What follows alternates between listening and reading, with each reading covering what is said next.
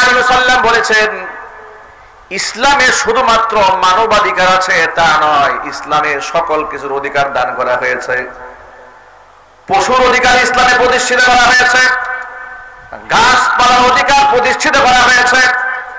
আল্লাহর নবী সাল্লাল্লাহু আলাইহি ওয়াসাল্লাম বলেছেন, প্রয়োজনে তুমি গাছ কাটতে পারবে, বিনা প্রয়োজনে গাছের একটা পাতাও ছিঁড়তে পারবে না।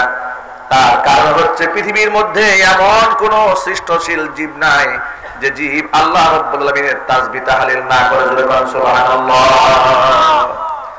কোরআন মাজিদ আল্লাহ রাব্বুল আলামিন সূরা বনী ইসরাঈলের মধ্যে বলেছেন, ওয়া ইম মিন শাইইন ইল্লা ইউসাব্বিহু বিহামদিহি ওয়ালাকিন লা তাফকাহুনা তাসবিহাহু। পৃথিবীর মধ্যে এমন কোন জিনিস নাই যা আমি আল্লাহ পাকের গুণকীর্তন না করে, আমি আল্লাহর প্রশংসা বাণী উচ্চারণ না করে, কিন্তু তাদের ভাষা তোমরা বুঝো না। সুবহানাল্লাহ।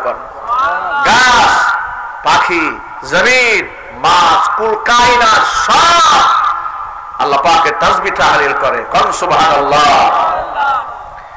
একটা কুকুরকে আপনি বিনা কারণে আঘাত করতে পারবেন না, একটা শূকরকে বিনা কারণে আপনি আঘাত করতে পারবেন না, একটা বিড়ালকেও মারতে পারবেন না। নবী করিম সাল্লাল্লাহু আলাইহি ওয়াসাল্লাম বলেছেন, একজন খারাপ মহিলা, চরিত্রহীন নারী মরুপ্রান্তরে হেঁটে যাচ্ছে একাকী, এমন সময় দেখতে পেল মরুপ্রান্তরে একটা কুকুর ক্ষুধা এবং তৃষ্ণায় জমিনের মধ্যে হামাগুড়ি দিচ্ছে, উলট পালট করছে, জিহ্বা বের করে দিয়েছে। কুকুরটাকে বাঁচিয়ে রাখার জন্য মহিলা মনে মনে ভাবল, একটু যদি পানি পান করানো যেত কুকুরটা প্রাণে বেঁচে যেত। কিন্তু মরুভূমির মধ্যে পানি কোথায় পাওয়া যাবে? চতুর্দিক থেকে তালাশ করেছে, পানি খুঁজে পাওয়া যায় না। অদূরে দেখতে পেলে একটা কুয়া দেখা যায়, কিন্তু কুয়া থেকে পানি বের করা বড় মুশকিল কাজ। রশি নাই, বালতি নাই, পানি কি করে বের করবেন? আবার আরবের মেয়ে, পায়ের মধ্যে ছিল চামড়ার মোজা, গায়ের ওড়নাকে রশি বানিয়ে পায়ের চামড়ার মোজাকে বালতি বানিয়ে বহুত কষ্ট করে কুয়া থেকে সামান্য পানি বের করে তৃষ্ণার্ত ক্ষুধার্ত মৃত্যু পথের যাত্রী কুকুরের মুখের মধ্যে উঠিয়ে দিয়েছে।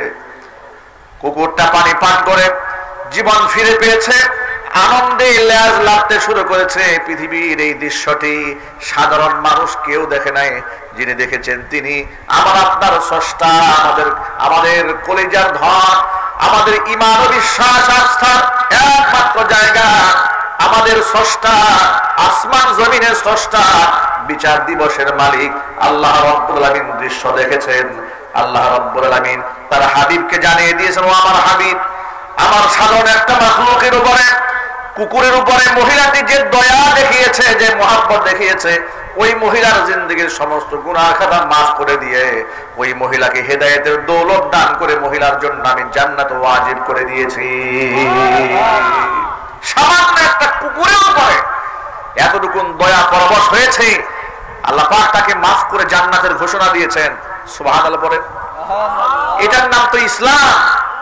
পক্ষান্তরে একজন তাহাজ্জুদ গুজারি মহিলা ঘরের মধ্যে একটা বিড়ালকে আটকায় রেখে দিয়েছিল।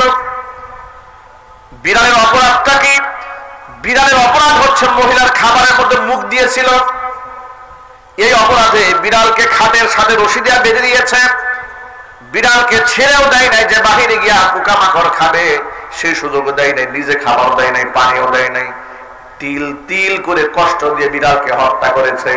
আল্লাহ নবী সাল্লাল্লাহু আলাইহি সাল্লামকে আল্লাহর পাক জানালেন, ও আমার হাবিব, যে মহিলাটি তাহাজ্জুদের নামাজ পড়ে, কোরআন তেলাওয়াত করে, তাসবিহ তাহলিল করে, 5 ওয়াক্ত নামাজ পড়ে, কিন্তু আমার নিরীহ একটা প্রাণীকে তিল তিল করে কষ্ট দিয়ে হত্যা করেছে, মহিলার সারা জিন্দেগীর ইবাদতকে নষ্ট করে দিয়া মহিলাকে আমি জাহান্নামে পৌঁছে দিয়েছি। জোরে কোন নাউজুবিল্লাহ। আমার ধর্ম আমাকে শিখিয়েছে আমি একটা বিড়ালকে কষ্ট দিয়ে মারতে পারবো না। একটা কুকুরকে প্রাণী বাঁচালে যদি আল্লাহ তাআলা জান্নাত দান করেন, এটা মানুষকে বাঁচালে তার মর্যাদা কত বেশি হবে। সুবহানাল্লাহ বলে। এই যে আমরা চতুর্দিকে মানববন্ধন করি, আমরা বক্তব্য দেই, কথা বলি, ফিলিস্তিনের মাজলুমদের পক্ষে যে আমরা কথা বলি, আমার কোন ভূমিকায়, আমার কোন কাজে, আমার কোন সহযোগিতা যদি একটা প্রাণ আমি বাঁচাতে পারি, কোরআন বলছে, মান কাতালা নাফসান বিগাইরি নাফসিন আও ফাসাদিন ফিল আরদি ফাকান্নামা ক্বাতালান নাস জামিআ। বিনা কারণে ইচ্ছাকৃতভাবে কোনো মানুষকে কেউ যদি হত্যা করে, একজন মানুষকে যদি কেউ মারে, সে যেন একজন মানুষকে মারলো না, সে যেন তাম পৃথিবীর সমস্ত মানুষদেরকে হত্যা করে ফেললো। জোরে বলেন নাউযুবিল্লাহ। ওয়ামান আহইয়াহা, একজন মানুষকে কেউ যদি বেঁচে থাকার সুযোগ করে দেয়, ফাকান্নামা আহইয়ান নাস জামিআ, সে যেন একজন মানুষকে বাঁচালো না, পৃথিবীর সমস্ত মানুষদেরকে সে যেন বাঁচাই দিল। জোরে বলেন সুবহানাল্লাহ। এই শিক্ষাগুলো কোরআনে থাকার কারণে কোরআনময় জীবন যারা গড়ে তারা সন্ত্রাস হয় না, তারা জঙ্গি হয় না, মাস্টার হয় না, ডাকাত হয় না, খুনি হয় না। কথা বলেন ঠিক কিনা? পৃথিবীতে সবচাইতে মানবাধিকার রক্ষা করে চলে মুসলমানেরা, অথচ সেই মুসলমানদেরকে বলা হয় সন্ত্রাস এবং জঙ্গি। কথা বলেন ঠিক কিনা? বলেন। বলা হয় সন্ত্রাস কে হবে আর জঙ্গি কে হবে, এই বক্তব্য দেওয়ার জন্য আমেরিকা ডিলারশিপ নিয়ে বসে আছে। আমেরিকা যাকে সন্ত্রাস বলবে, বিশ্ব মিডিয়া তাকে সন্ত্রাস বলবে। আমেরিকা যাকে জঙ্গি বলবে, বিশ্ব মিডিয়া তাকে জঙ্গি বলবে। আমেরিকা যাকে শান্তিকামী বলবে, বিশ্ব মিডিয়া তাকে শান্তিকামী বলবে। তার বাস্তব প্রমাণ হচ্ছে, দেখুন মুসলিম দেশগুলাকে তারা জঙ্গিবাদের আখড়া আছে, জঙ্গি আছে, জঙ্গি উত্থান আছে, কত কিছু কথা বলে মুসলমানদের নিরাপত্তা নিয়ে, রাষ্ট্রের নিরাপত্তা নিয়ে কত বড় বড় বক্তব্য দেয়। কিন্তু ইসরায়েলি রাষ্ট্র প্রকাশ্যে মিডিয়ার সামনে সরাসরি আমেরিকার মদত পুষ্ট হয়ে যেভাবে মানবাধিকার লঙ্ঘন করছে, তামাম পৃথিবীর সমস্ত সন্ত্রাসীদের কর্মকাণ্ড এক পাল্লায় দিলে ইসরায়েল এক রাতে যা করেছে তার সমকক্ষ হয়। কথা ঠিক না? বলেন। ইসরায়েল একা যে মানবাধিকার লঙ্ঘন করেছে, গত সপ্তাহখানেক আগে দেখেছি পত্রিকাতে, 1.5 মাসে তারা 51,000 মানুষকে খুন করেছে। নাউজুবিল্লাহ বলবেন না? একটু আপনারা একটু কল্পনা করেন, 51,000 মানুষ খুন করেছে, এটা পত্রিকার রিপোর্ট। যদি এটা পত্রিকাতে আসে, অজানা কত হাজার আছে। আমার তো ধারণা লাখের উপর মানুষ তারা খুন করেছে। ঠিক কিনা বলেন? আর সেই দৃশ্যগুলো কত ভয়াবহ, কত মারাত্মক। কিন্তু মাঝে মাঝে আমার ফিলিস্তিন ভাই বোনদের ঈমান দেখে নিজের কাছে নিজেকে মুনাফিক মনে হয়।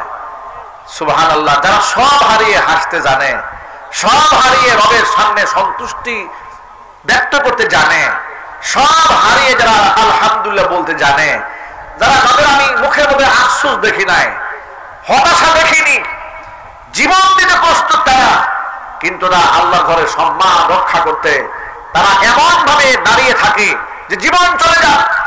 একদিক থেকে মিসাইল পড়তেছে, আরেক দিক থেকে কোরআন তেলাওয়াত করছে। সুবহানাল্লাহ।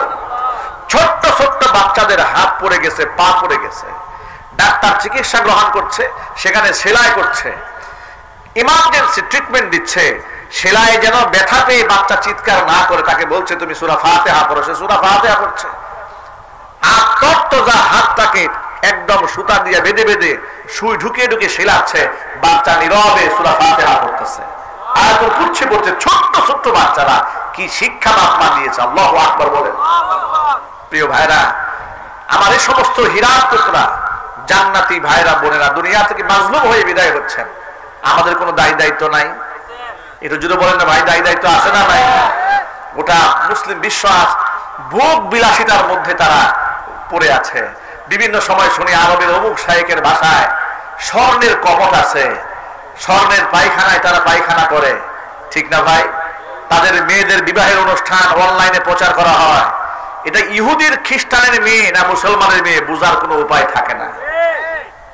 আমি অবাক হয়ে যাই, সে কাতার, যে কাতার আন্তর্জাতিক ফুটবল টুর্নামেন্ট আয়োজন করলো, 18 বিলিয়ন মার্কিন ডলার খরচ করলো, সেই কাতার মাজলুম ফিলিস্তিনি ভাইদের জন্য কত বিলিয়ন টাকা খরচ করেছে। যে সৌদি আরব বিলিয়ন বিলিয়ন টাকা খরচ করছে আমেরিকার সৈন্যদের পেছনে, সেই সৌদি আরব কি ভূমিকা রাখছে? যে তুরস্ক এত ক্ষমতাধর একটি মুসলিম দেশ, তারা আবার ফিলিস্তিনি মাজলুম ভাই বোনদের জন্য কি ভূমিকা রেখেছে? পাকিস্তান পারমাণবিক অস্ত্রধর রাষ্ট্র কি ভূমিকা রেখেছে? ইরান কথায় কথায় আমেরিকাকে চ্যালেঞ্জ করেছে, ইরান কি ভূমিকা রেখেছে? তারা বলে আমরা দেখতেছি, চিন্তা ভাবনা করতেছি, প্রস্তুতি নিচ্ছি, বলতে বলতে এদিকে গোটা মুসলমানদেরকে শেষ করে দিচ্ছে ওরা। কথা ঠিক কিনা? পৃথিবীর বিভিন্ন ইসলামিক স্কলাররা তারা এখন ফতোয়া দিতে বাধ্য হয়েছে যে ইসরায়েলের বিরুদ্ধে সম্মিলিতভাবে মুসলমানদের জন্য জিহাদ ফরজ হয়ে গিয়েছে। আপনাদের সকলকে